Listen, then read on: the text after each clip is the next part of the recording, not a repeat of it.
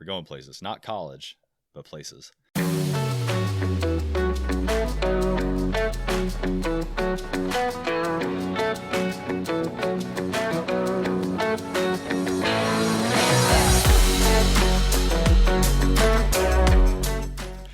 guys, this is Hard Time Strong Men, and today we're talking about infantry, squad, and fire team roles. Our references for today are FM 3-21.8, infantry platoon and squad, and TC 3-21.76, the Ranger Handbook. We wanted to talk about this today because we got a suggestion from a listener, and he requested that we put together a class on what he coined as a skills matrix, different skills that you should try to foster in order to fill in for these combat roles. And if you had to adapt to these roles in your specific group. So this is our first part of that project. So we're going through every job in a infantry fire team and every job in an infantry squad by doctrine, what's expected, and our experience with those roles, if any.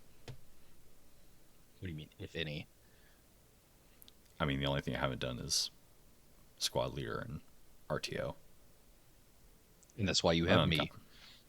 Yeah, and here you are. Hey. So, per doctrine, the infantry squad is a maneuver or a base of fire element. It's comprised of 2 fire teams and a squad leader. It can establish a base of fire, provide security for an element, or conduct fire and movement by utilizing both teams. The squad leader has 2 subordinate leaders, team leaders, under him, allowing him to freely control the entire squad. The infantry squad fire team is the fighting element within the infantry platoon. It's designed to be a self-contained team. So the infantry squad leader is the senior infantry soldier in the squad. By rank, he'd be an E6, a staff sergeant. The squad leader is responsible for everything that his squad does or fails to do. He directs his team leaders and leads by personal example, leads the squad through his 2 team leaders. He's the subject matter expert on all battle drills and squad weapon systems. He directs their fire, calls for fire, controls movement of his squad, communicates timely and accurately with higher, so sit reps, salute reports EKIA, squad position, and squad status. By experience, he does a little bit of everything. A good squad leader, he's going to be very mobile between his Alpha and Bravo teams. He is responsible for movement, planning out, during the Map Recon Leaders Recce. By experience, a lot of times, yes, while conducting patrols. During patrols, he's always the one, taking in all the knowledge from around him, from his team leaders, from the environment, and passing it up to higher, while making game time decisions himself in the field. He's usually the one that figures out exactly what's going on, putting all the pieces together, and moving to destroy the enemy, which is so much fun. Well, he's finds the way to make it work. Yeah, exactly. That's a good way of putting it, actually. Yeah. It's like, here's all the broken pieces. Let's, I don't care how you do it. Just get it done. Let's just try to salvage something. Let's try to make a win out of this. That's a very good way of putting that. Like, let's try to salvage this. This is totally messed up. I mean, the PL has totally screwed this up. He's lost. He's somewhere. He's not even here. He's probably lost in his room right now. Try to make this work. Oh, okay. Well, and so I want to confuse people with this class because I purposefully limit it to the squad level. Okay. Not taking into account, higher leadership, but if you can call him higher. Right. But in a cohesive and a good squad, your squad leader is your subject matter expert on everything. Mm-hmm. On every weapon system, on every bit of equipment, on every battle drill. So he can do spot checks on his team leaders, who should be subject matter experts in their own right, should be ready to take up his position if they need to. But he is in a he's in a mentorship role. He's trying to Essentially, work himself out of a job. he is very But much the real life version of like a grandmaster chess player. Like he knows how to move his pieces to get the right. outcome he desires. Well, and he's become that subject matter expert by being in every single one of those Yep. positions before him. Yep. So he was put in this leadership position.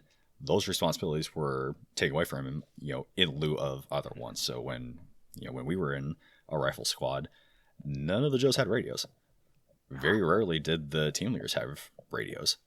It was on the squad leader. Sometimes he had two, Which is in order crazy. to talk to leadership and to call for fire. But I mean, you have a guy who's leaning on his team leaders to do, to make sure their Joes are acting right, being where they need to be, doing what they need to do, directing fire, figuring out where they need to move, checking his MAV, listening to the radio.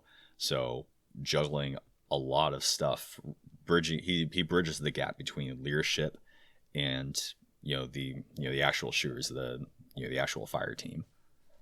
See, that still blows my mind because even in battle drills, you have to be able to communicate from one team to the other. Mm-hmm. Especially what battle drill 1 alpha. Oh yeah. Like how the hell are you going to send out? Sorry, I'm venting here. How the hell are you going to send out team leaders without radios and expect them to pull off these battle drills? Well, I mean, Like, what are we supposed to do? Just though, like because we hold have out to. flags and like wave them or shoot off flares or, Well, scream? I mean, Like, yeah. Well, I mean, you remember Wolf Tales. You remember, yeah. I think our base thing when I was in third platoon was we just taught guns. yeah. So playing beforehand. Hey, you know where Alpha's going. You know where Bravo's going. Sometimes we had whistles, but it. Sometimes it Yeah, works, but what if you have to like actually, adjust the plan on the fly? Like if the situation it's calls for it tough. and you have to adjust, like you have no way of communicating that without radios. And this, kids, is why communication is important. Well, it's tough, right? That's why your base plans need to be set up ahead of time. That's why you need more radios than, just what, 4 people with them? Come on. Okay, rant over.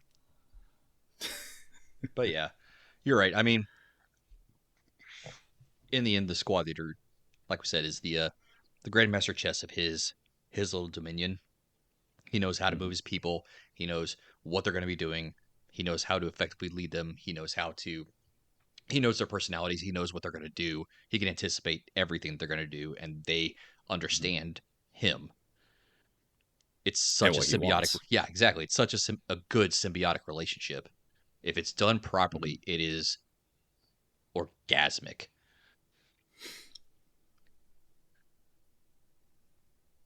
You're welcome. You okay, buddy? Oh yeah, I had a day off. I'm No, I feeling mean, great.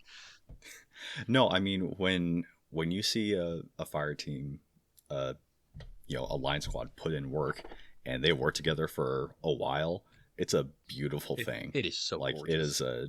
is a beautiful machine. With just watching everybody go, you hardly hear anybody talk. It just Yeah, it it just just happens. works. It's crazy. Yeah, it is really cool to see. But um, going back to the class, main thing, at least in my experience for squad leader, so the planning, the movement, and just communication. Communication was the biggest thing. Mhm. Communicating with higher. Okay, if we have EKIA, do we have casualties ourselves? Pushing up. Having a team leader push up a laser report to push up to higher, so we can coordinate. Uh, resupply. I mean, there's just so much, Yep. so much. Talking with platoon leadership, figuring out the mission where we need to go so he can disseminate to his dudes, and the constant sit reps and everything else to to make the machine roll. But moving on, the fire team leader by doctrine. So, team leader is responsible for everything that his fire team does or fails to do. He leads his team by personal example. He has authority over and is responsible for the actions of his team. He cares for his soldiers, his team, their weapons and equipment. So he has to make sure he has accountability of all that equipment, of all of his guys. He is the subject matter expert for all of the team's weapon systems, positions, battle drills, leads his team in fire maneuver, controls movement, fires. He ensures that his team maintains 360 degrees of security at all times.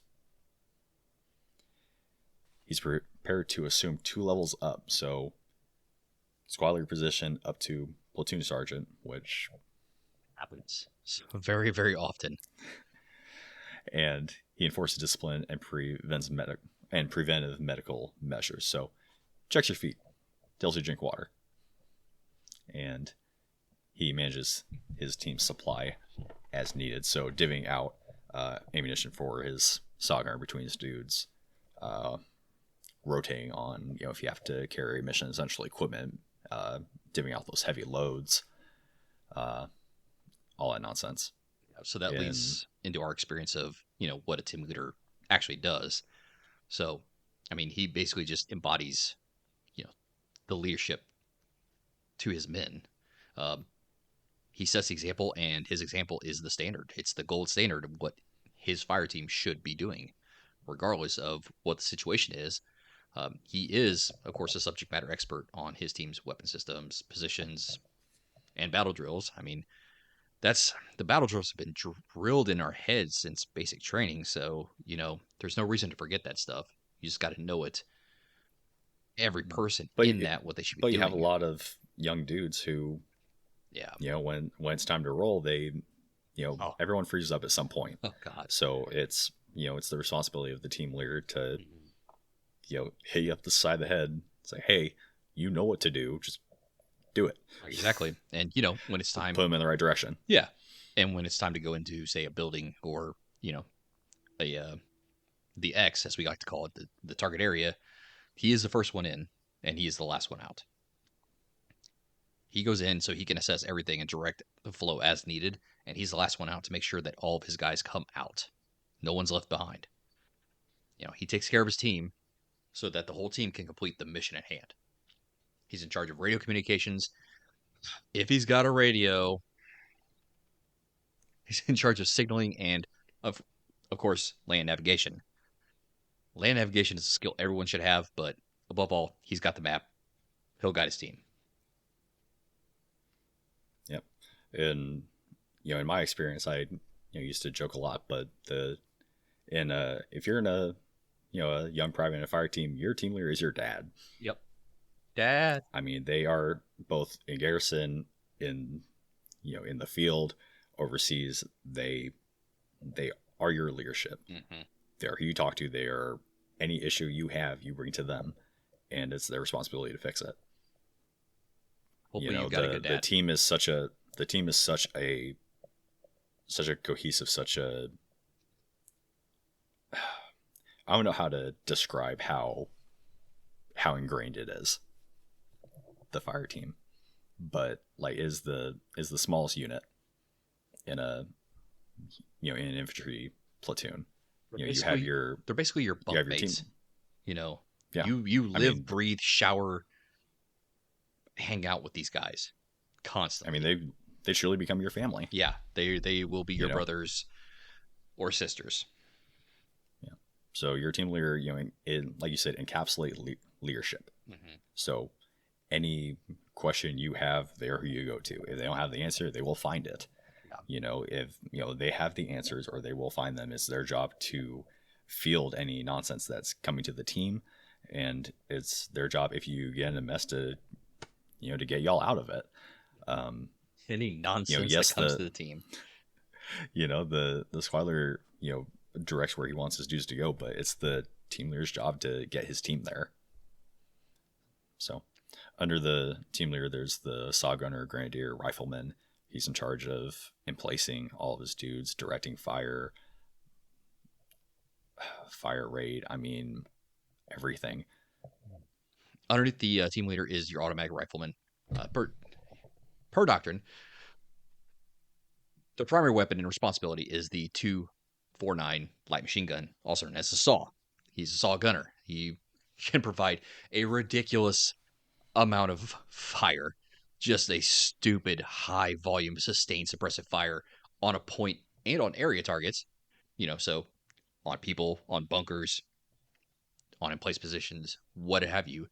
He acts as the base of fire to enable cover and movement for team or squads. Uh, like I said, he is the second most senior in the team, so he must be able to accomplish all tasks of the rifleman and the grenadier, and he should be able to take over the role of the team leader or squad leader if the situation calls for it. Not much is different in our experience. He is, No. Second in line in the team. A lot of the time, he could even be the more senior man. I've heard of some units running it that way because he has the bigger gun and he is the team's internal support by fire. Mm-hmm. So it is the team leader's job to assign sectors of fire, but given the experience of the saw gunner before his team leader even gets there, the saw gunner should have his left and rights already in place. He should be scanning. He should be good to go. And that comes down to he experience. Already knows where. Yeah, he already knows where everyone's supposed to be, in their formation, and he should already have that covered at that point. Takes appropriate action in the absence of orders. He's, like you said, prepared to take on the team leader position and ultimately squad leader position if he needs to. He learns from his team and his squad leaders. He mentors his grenadier and his riflemen. We're seeing a pattern here. Starting from the rifleman, you are preparing whoever is under you to take your job. Yes. And you're preparing to take a higher job. The wheel has to keep turning. You have to keep getting better. You have to keep developing so that we can, become more lethal, more effective. I think that's what's the biggest thing that's gone wrong right now with the military, at least from our experience, is that people in higher leaderships are not teaching those below them to be able to take their job. I don't know if it's ego or what, but people are not being taught to take higher roles. To feel needed. Yeah, exactly. I mean, they probably have nothing else going on in life. They're just this position, whatever. If you're in, teach your people, for God's sake, teach your people. This is how there's failures in leadership, and this is how stuff goes wrong. Well, not even just in the army, not even if you're in the military. If you have a skill, teach it. Mm-hmm. If you're better at somebody, bring them up to your level. There's a old saying, iron sharpens iron. Surround yourself with excellent people, you'll become excellent. Just, if we firmly believe that if you have strength, if you have a skill, if you have expertise, it is your job to share that. It's your responsibility to push that out. Yeah. If we, what we're trying to do here, if you can increase the standard, if you can make everyone else better, then it'll be better. Yeah. Yeah. And let's keep in mind too that the saw gunner needs to have a firm understanding of what that capability of the weapon is, because that is a. Mm-hmm. I was a saw gunner. That thing is amazing. I love the saw position. It's a very versatile weapon. So, and I think we'll dig into these different weapon systems at length.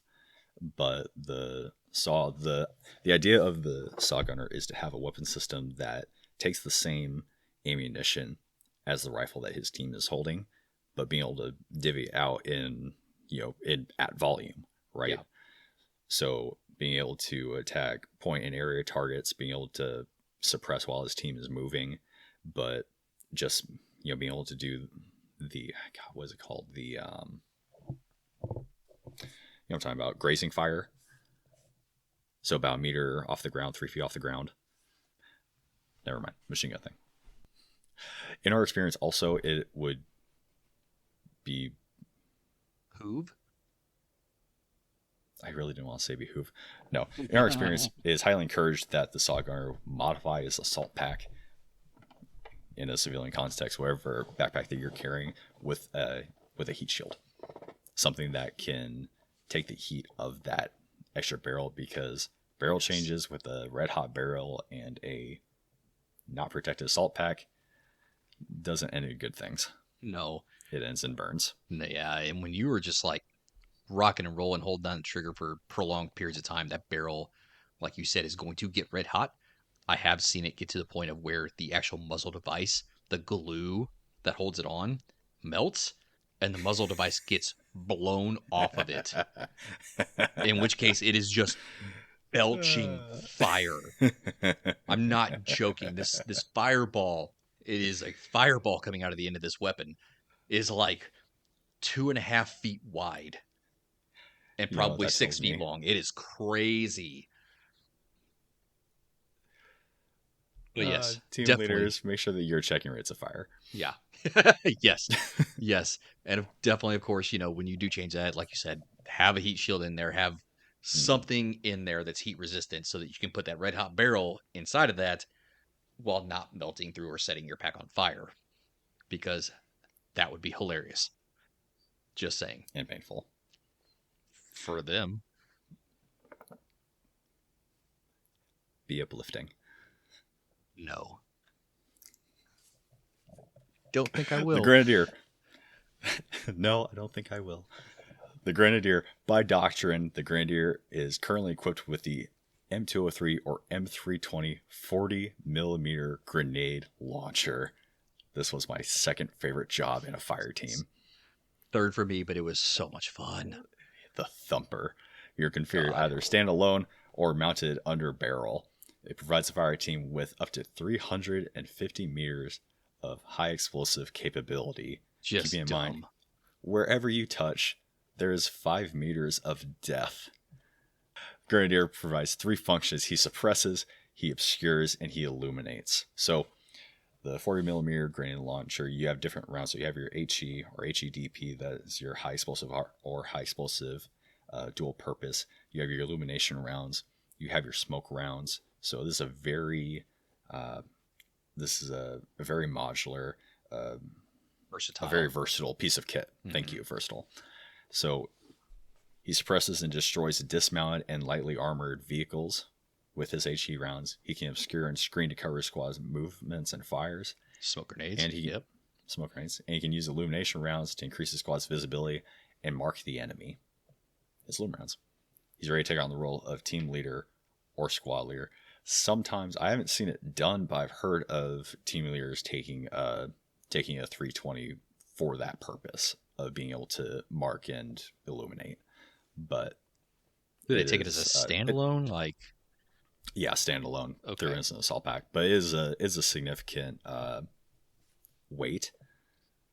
I don't remember how much the system weighs itself, but I do know that every round weighs 1 pound. Yeah, it's heavy AF. That would be so that would be a big consideration. By our experience, the Grenadier is the third man up. It's below the team leader. He's third to him. So he learns from the team leader and the squad leaders and mentors the riflemen, which are position below him. So along with the saw gunner, the Grenadier mainly focuses on the dead space or the open areas, the defilade, what have you.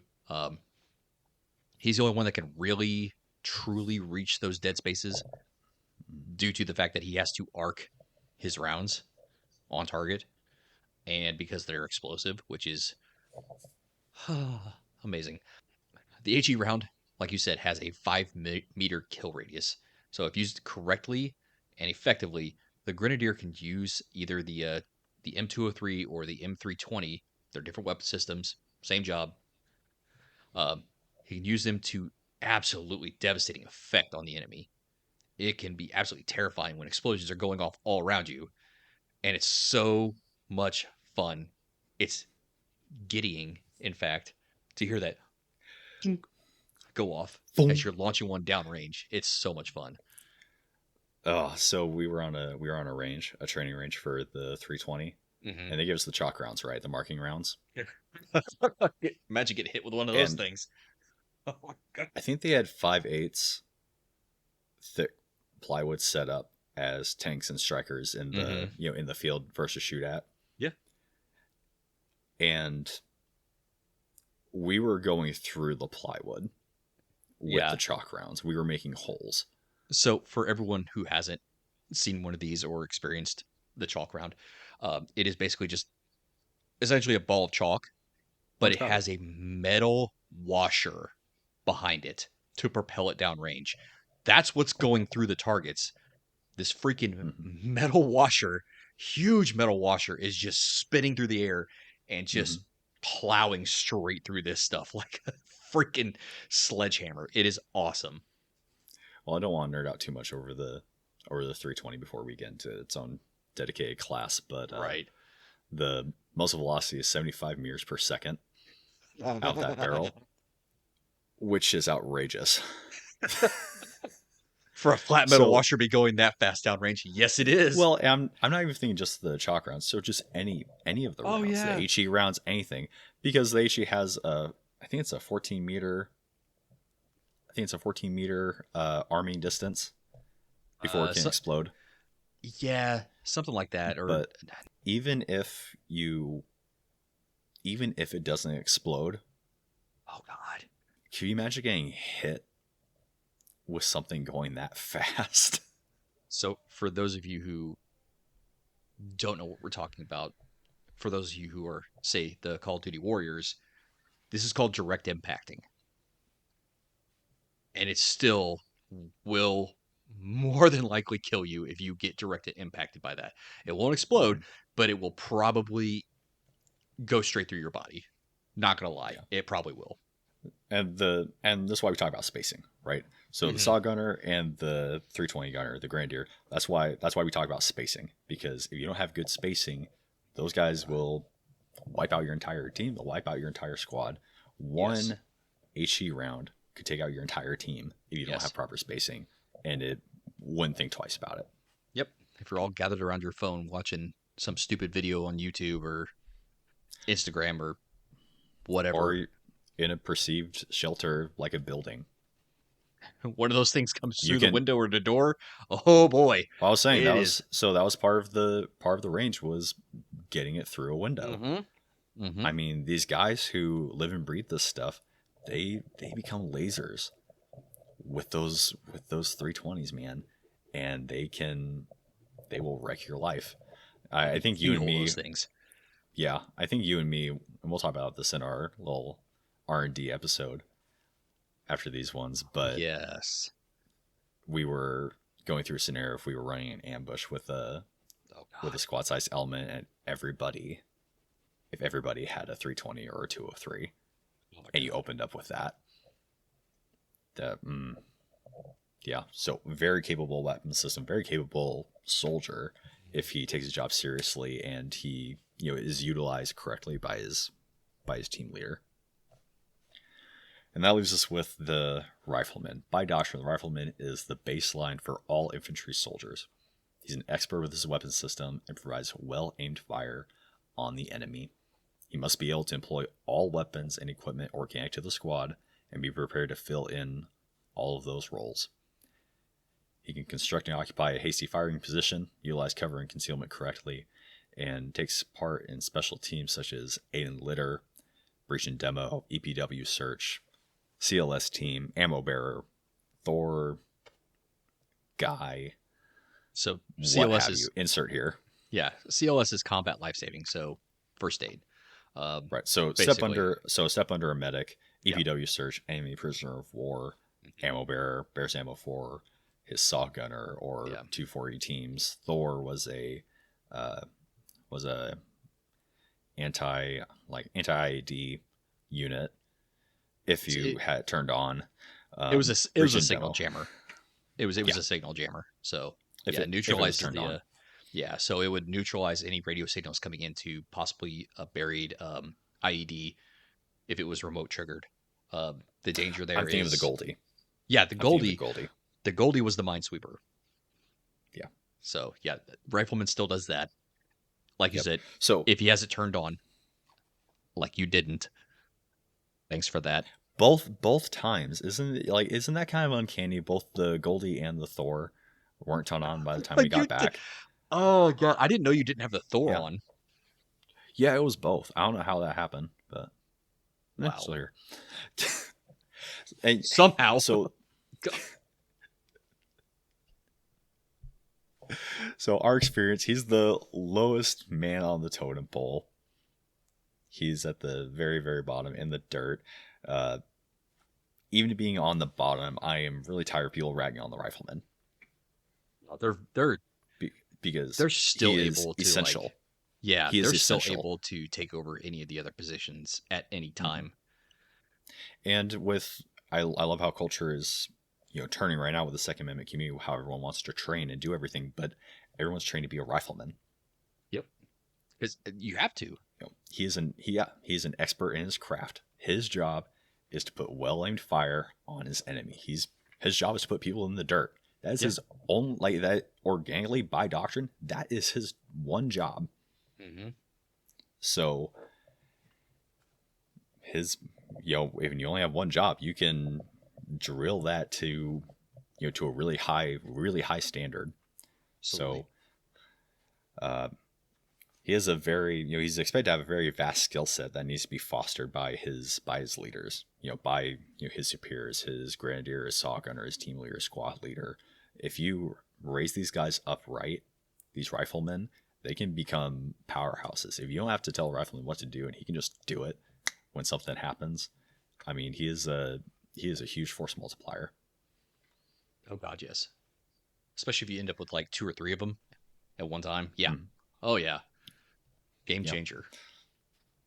they are always uh, additionally tasked. So, you know, like we said, if he doesn't have if you don't have a a special weapon in a fire team or a squad, you're going to get tasked out. Yep. So on top of being expert in his job, he has to be an expert in additional duties as well. All those So, things we named. Yeah. mhm. So you end up carrying a lot. So physical fitness is Mm. it's a make or break. It's not a question of if, it's a necessity. It's So win. the It's mhm. 100% win. So our, at least in my experience, the thought from leadership was always you weigh the least, so you'll carry the most, and that's how they It, ran it. is that why it was always the shortest guys that ended up as 240 gunners? No, they just thought it was funny.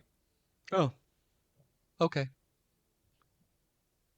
Glad that was never me. Yeah, me too. I did ask about that, and that was the answer I got. Oh, from old Sergeant C. Yeah. Yeah. Okay, that makes sense. Also He was could such an also asshole. he was. It could have been something about them being smaller targets, but That's fair. I mean, you wouldn't have to do dead gunner drills as often. I was gonna say dead guard drills suck anyways. So if the guy's Yeah. small, it's a little bit easier. Oh yeah. Oh, that is such. It's morbid, but at the same time, it makes so much sense if you knew who we were talking about. Then a little more specialized, we can talk about the infantry weapon squad. So the weapon squad Gang, provides the gang. primary base of fire for the platoons maneuver, multiple squad maneuver. The weapon squad is in charge of covering fire for a whole bunch of dudes. It's Yep. comprised of two machine guns, M240s, two close combat missile teams, and a weapon squad leader, or a weasel. Each machine gun is comprised of a 240 gunner and assistant gunner. In our experience, the assistant gunner was the senior fighter, the team leader, and he utilized his experience in keeping the gun up, establishing sectors of fire, and controlling fire rates, and assisting the weasel when need be. That looked like helping with machine gun math, and of course dead gunner drills. If your gunner dies, you have to be ready to pick that up. Swing them the heck out of the way. Yep, you're dead. Well, now you're dead over there. Yep. The CCMT, or the close combat missile teams, are comprised of the gunner, the ammo bearer, and the ammo bearer, and currently the teams use the javelin, which is heavy. Yeah. Screw that thing. I hate it. God. Although it can be used to great effect, as we've seen in Ukraine, to Oh defeat yeah. armored vehicles and fortified positions. Oh yeah. Those are fun too because they have two. They have two modes of fire. One is direct, like it. You fire it and it just stays low to the ground. It just slams into the Mm. side of whatever's there. Or you You can love it. you lob it. You fire it out. It goes straight the hell up, and then comes straight the hell down on top of it. It's awesome, but it still sucks to carry around. So by PTSD from doctrine, that. Climbing up those damn Right. mountains in Fort Irwin. So, by adoption, the 240 gunner is a subject matter expert on his 240. He's responsible for his AG and the gun and all of its equipment. He puts the gun in and out of action, knows the ballistic effects of the weapon system on all types of targets, and he assists his weasel and is prepared to assume his responsibilities. In our experience, we ran this completely opposite, and I feel like it makes a lot more sense. Because if you're the AG, if you're the assistant gunner, you're in charge of reloading, you're in charge of establishing sectors of fire, you're in charge of establishing and communicating rates of fire. Those all sound like they should be team leader level tasks. So that's how we ran it, and we were able to run it really, really well. And we actually got the rest of the platoon to run it that way as well. The other platoons in our company. Funny how that happens. Mm-hmm. Because they were really bad at their jobs. The other thing that I thought we did really well with our 240 teams, with our weapon squad, was the way that the platoon sergeant let our weasel run his squad was any soldier who, quote unquote, graduated from a fire team would graduate into the weapon squad. So all these guys, whether they were the gunners or the AGs, were the cream of the crop. They were the most experienced dudes in our platoon.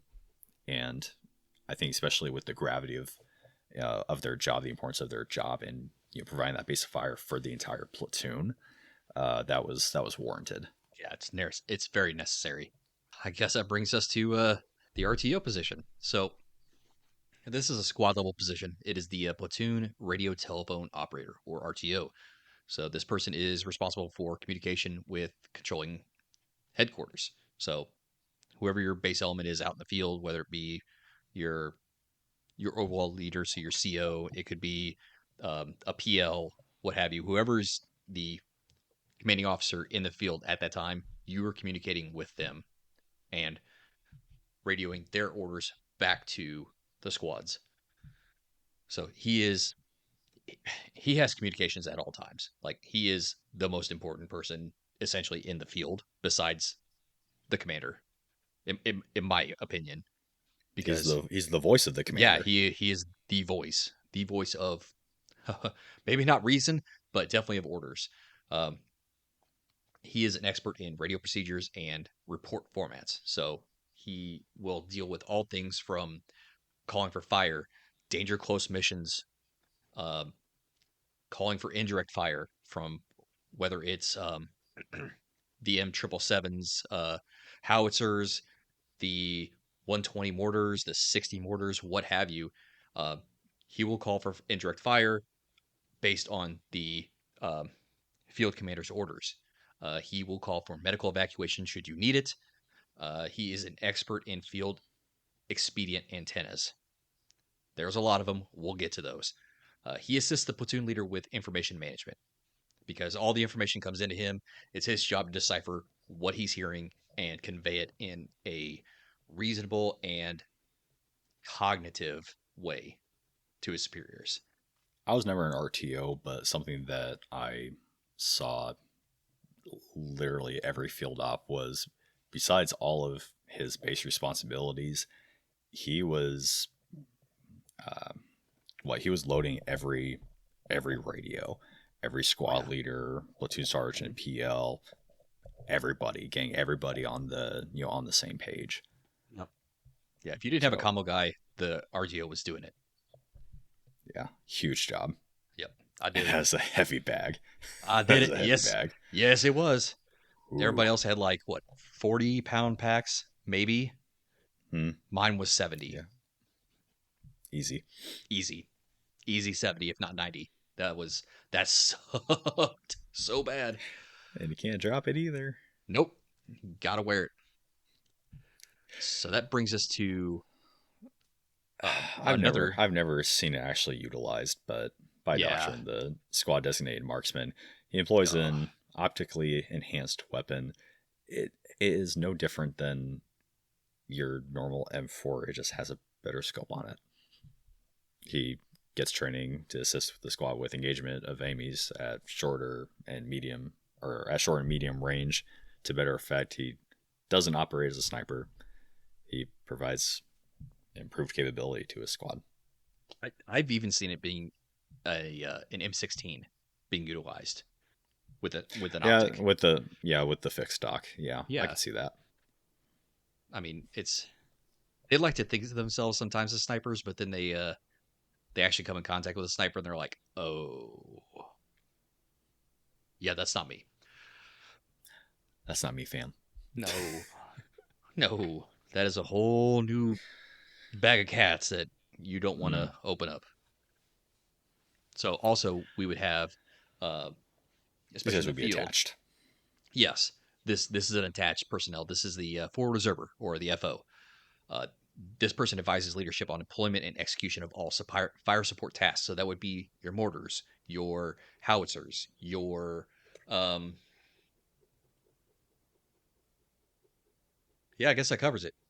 He's mainly yeah, indirect fire. So yeah, mortars and howitzers. That's it.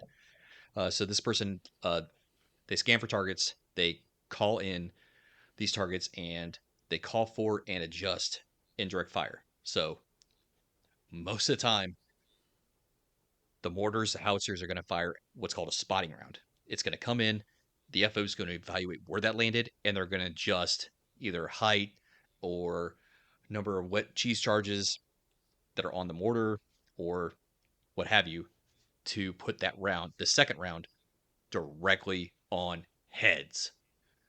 Like your job as an FO illumination rounds. Yeah, or illumination rounds, smoke rounds, whatever. But if it's an HE round, you want that thing landing on foreheads and creating caskets. Yeah. So very, very specialized. All the FOs I've ever known are super goofy, but their job is so very weird. precise. So I mean, they need to know their grid location at all times. Yes. During movement, during anything, they need to know exactly where they are. A lot of time they have equipment, so like rangefinder, something where that can aid them to spot fire, or I guess better make those quick snap judgments on calling in those fires. They have the radio, always have a map. It's a specialized position that a lot of time they have to be quick about it, but they're the guys that are raining hell down. Yeah. So they're the nerds that are there. They're the nerds who are always studying maps because they have to. If they screw up, you kill friendlies. Yeah. And that's not something you ever want to be responsible for or to dream about ever. Well, think about it. So you've got that, that headset on, and you're hearing the bird in your ear all the time, telling you exactly what they see, exactly what's going on. And they've got to make that call. So sometimes the FO does hear the bird, but in that context, it's usually the JTAC, Joint Tactical Air Controller, I think is what they're called. JTACs. They're the ones that control the birds. They're the ones who are in constant communication with drones.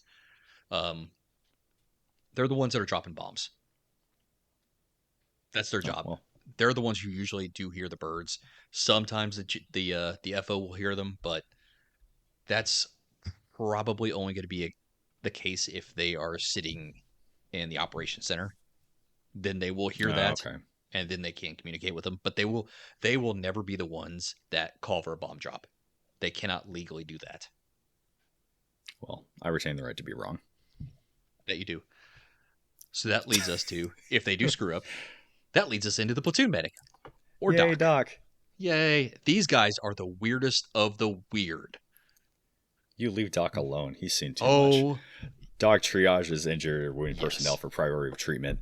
He does sick call. He assists in evacuation. He trains up his CLS guys, his combat lifesaver guys. So, in all seriousness, good docs will take this portion very seriously. Yes. Training up good CLS dudes so that he can essentially be everywhere at once. So I trained under our good buddy Doc, and he trained me to a very high standard when he was in my platoon.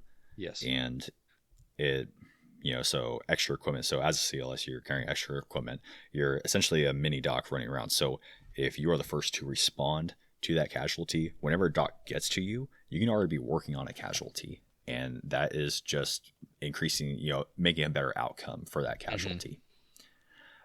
So he collects supplies from battalion or from aid stations.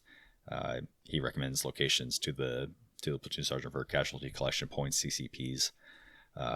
He provides guidance to his CLS personnel as required. He knows EMT procedures. He can open an airway, start IV fluids, control hemorrhaging. He prevents shock. He can splint fractures or suspected fractures. He provides relief from pain. He's Doc. Those 400 milligrams of Tylenol. God. They don't even give Tylenol. They give ibuprofen. Lord help us all. That's true. But in all seriousness, yes, medics are usually very weird individuals, but they are awesome. They can be your best friends in the entire world. Especially if you're injured, you're bleeding, the sight of Doc is like, okay, I'm going to be okay. It's yeah. I mean, they're huge, and the thing that people don't think about a lot is when you're out in the field, that's it. When you're at the point of injury, like Doc is it until you get to somewhere where you can be triaged and sent to higher care. So wherever you're going, where you're operating, so in the mountains, in the swamps, going across a river, everything, Doc is there too. So you have to think, you have to be, so however physically fit you are, or how physically fit you think you are in order to do all the cool guy stuff, Doc has to do that with an 8 bag. Yeah. And he doesn't get the release of being able to, go out and assault the enemy. He has to focus on internally on taking care of his casualties. And a lot of the time that means taking him out too. So big job. Especially if you get a casualty in the field, like higher care is no less than a 30-minute helicopter ride away. There's a golden hour where if you get shot, that's it. You have like an hour, basically an hour, unless it's far worse than what it looks. You have an hour to get to higher care. Doc's job is to prolong that as long as possible. He's there to make sure that you can survive long enough to get to roll 3? Roll 2, roll 3? Let's just say something like that. The hospital. Yeah. He's there to make sure that you can survive to get there. And it's not always super dramatic stuff like that. He's so pulling sick call. So guys are in the field 2-3 weeks at a time. You're gonna get the sniffles. You could get a cut that gets infected. Yeah. He's the guy that's checking your feet, along with your team leader. His team leader, you see something and say, "Hey Doc, check this out," and you need to be able to operate. So he's the guy that's taking care of you. He's the guy that checks to make sure that your leg isn't broken after your idiot striker driver drives into a freaking ditch at 35 miles an hour and sends you flying through the interior of the striker. Are you still bitter about that? I am still bitter about that. But nothing beats immediately waking up once that happened and seeing Doc, the other Doc, go flying through the interior of the striker and bouncing off of something. Like he flew 10 feet. It was awesome. I don't remember seeing that. I just remember crashing into you. Yeah, you about snapped my and your pinned leg. Yeah. I said I was sorry. Wait, I know you're not. I am not. Guys, this was our first episode in that skills matrix focus. We wanted to cover an infantry squad. To get everybody on the same page on what roles actually happen in a line unit, what actually needs to happen, what makes that ball roll, so that we can break down these individual tasks, and we can adapt these to our purposes. Just to recap, the things you're going to see within the teams and squads are going to be your squad leader, your fire team leader, an RTO Saw gunner. possibly, saw gunner, grenadier, rifleman, maybe a designated rifle marksman, maybe, but A lot of the time probably it's not useful. Yeah, You could consider the squad designated marksman as your rifleman. as a rifleman. Yep. Yeah. Yep. And then of course, Doc. Good old Doc. Of course, Doc. Yep. But like we said earlier, the FTO, Doc, they're attached. You know, they're not a part of the organic squad. Yep. They are supplementary. Thank you for joining us. What's up? RTO, not FTO. I tried to say FO. I know. Idiot. It's an RTO and an FO. Welcome to hell. You'll be here a while. Express Guys, pass. Thanks for joining us. Thank you for I hate you. Guys, thank you for joining us for this class. We're glad to be back. We took a little break. Yeah, we are glad to be back. A lot of life happened, like we said, Yeah. but we have a lot planned, and we're going to we're really going to kill it. I'm excited for the next few weeks. Yeah. So we have a lot planned. We're going places, not college, but places. Oh God! Thanks for joining us, guys. Like, subscribe, share with your friends. Shoot us comments if you see us on various platforms. Comment. Talk to us. We'll talk back. We'll throw ideas. Give us suggestions. We're here. We're here for a good time. Yep. Yeah, we would love to have your guys' involvement. Hit us up. Yeah. Stay in the fight. Bye, everybody.